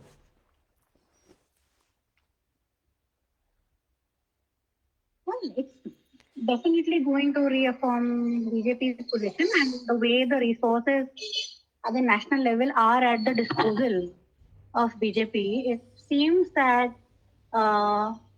they will start off with that narrative of how our win is going to be bigger than 2019. So that will be something. And now, I think one of the panelists mentioned that Congress will be at the back foot now in the India Alliance. Right. So regional parties would have to take up that space now in the saying that Congress alone will not be able to, shape the narrative nationally. So I think the position will become weaker, but again, I say there is a very strong undercurrent against the BJP amongst the lower middle class communities. So not denying that BJP alone would have to take up matters of the state also, of matters of inflation, unemployment, matters close to heart of people, and what is their new model? They have to clearly state out what is a $5 trillion economy really mean for a large mass of people in this country? Does it only mean a few people who are going to enjoy that liberty? Right. Or what happens to the rest of that? And if we are not able, if India Alliance is not able to make people visualize what would the life be of, a person who's a wealthy person, right? In a 5 trillion economy, can a common person become wealthy in this economy also, become socially upward also, culturally upward also? Are we going, or do we have a cultural alternative also? Right. So that is something that India Alliance needs to push back, and Aam Aadmi Party and some other parties will also have that upper hand on saying that we need a stronger or a larger or a substantial piece of the alliance as well. So largely, I think India Alliance needs to move quickly because BJP can rein in very hard, as we can see that machinery is really, really strong. Right. So yeah, that's where I rest. Thank you, Prajakta. Dharmendra, what's your take? How do you see this battle going to be next year? First of all, it's a huge setback for opposition. Right. Means not only the Congress defeated, but just look at the numbers. Means I'm just looking at numbers. There are many constituencies where BJP is ahead with 30 and 40,000 votes. Means not only the defeat, but the margin and the vote share. Right. That's not a good sign for 2024. And the most important thing that if we want, or if the opposition want that they want to come in power in next election, it's a Hindi party where they have to perform good. Right. Okay, if you look this southern India or the northeast, means there are the number of seats and means those were the state where oppositions are already performing good. Right. You can only win if you dent BJP's in a core constituency. Right. And that possibility just blurred in this election. So I think this give but the reverse, means this give a huge impetus for BJP and their supporter for next election. While on the other hand, the Congress supporter, especially Madhya Pradesh, where they are sure thought that we are going to win Madhya Pradesh election. Right. Not only the being supporter, but every opposition party is also sure thought that this time BJP will opposition will defeat BJP in Madhya Pradesh. But just see that number, it's somewhere 166, means even 2003, when that pro wave of BJP or the Uma Bharti wave. In that election too, BJP not performed like this. Right. And this time they are performing after 18 years of anti-incumbent. Right. That need to be underlined and that need to be understand very well. Means BJP is performing such a good performance of BJP after 18 years of anti-incumbent. Right. That need to be relooked. That need to be understood. That how is BJP is doing this? Means after 18 years, where you have to be like defeated as like in anything, but you're performing getting a 48% of seat and 48% of vote and 166 seats. That's something very different. Right. Something very different, which we need to be understood. Thank you, Dharmendra, for this input, and I'll move to Krishna. Krishna, what's your take? Where do you see the politics of social justice in 2024? India Alliance are already weak because they three parties majorly not in the favor of caste census. They are not open Right. till now. Aam Aadmi Party, Shiv Sena, and Mamata Banerjee. These three parties not even said one word about caste census. They are in the favor or not, and they are only focused on their local level politics or regional politics. So there is India Alliance not even able to capture the whole social justice scenario to people. Why India Alliance stood for marginalized section. They are not able to explain to people. But BJP within Hindutva, they are doing social justice politics along with gender politics also. The 43% reservation bill is very means educated class women will vote for BJP in the next assembly election, next Lok Sabha election on very good level. Right. Because they know that after some time we are going to achieve, our percentage will going to improve. So educated women going to vote on that level. On local level, those who are marginalized or poor, those are voting on Lavarthi politics, Lavarthi brand welfare scheme. So BJP is giving everything to people right now compared to India Right. Alliance. Right. India Alliance are fighting to each other. Who is PM candidate? Nitish Kumar saying something. Who is going to? There is clear cut one face Modi, Right. Right. and so Modi magic also proving his state also, and going to sweep. Modi magic going to already sweep in 2024. Right, right. Thank you, Krishna. And now with the last panelist, Nikhil. Nikhil, what's your take? Where do you see this state assembly election going to change the narrative, discourse, politics, mobilization strategy, social media narratives? What change gonna make these elections? Okay. Vidya, the assembly election and general elections are two different things. Like assembly election are fought on the local level, while general election are on the national level. But in recent years, in last 10 years, when we see that Modi has transformed the whole process, and now every election is fought on like even like Hyderabad election was based on the national election based. Okay, it was fought on the national issue like Hindutva and many others. So BJP is 365 and 24/7 in working election mode. So what we have to do, like of course, against the BJP or NDA, it's India Alliance is there.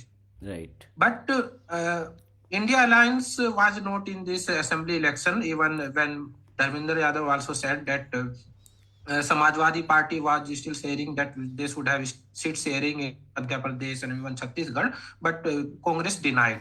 Okay, now what should do the Congress, since Congress is the leader of the India Alliance, but they must be very flexible in seat sharing. Where the regional parties are so strong, they must be humble. They must have good seat sharing arrangements. Right. And the second is that what we see is that messenger in the electoral politics in of course India is a parliament form of government, but in the recent years it has tilted towards the presidential form of government. So here the face become the important factor, like Modi. So who is the face of India government?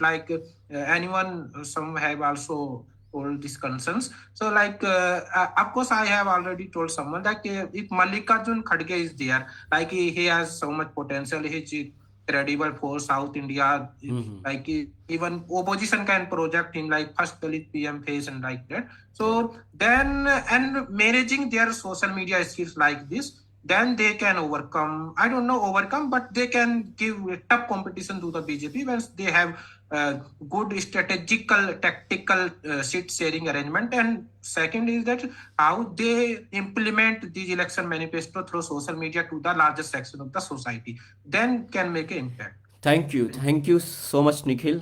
As we are about to end the discussion, in the end, I would like to extend a very, very thanks to our panelists, Prajakta, Tejaswini, Krishna, Dharmendra, Nikhil, for joining us and contributing such a very in-depth, insightful, and very conceptually enriched discussion. I firmly believe this recorded discussion will be going to help the researcher or early career researcher who are going to study the Indian politics and their dynamics.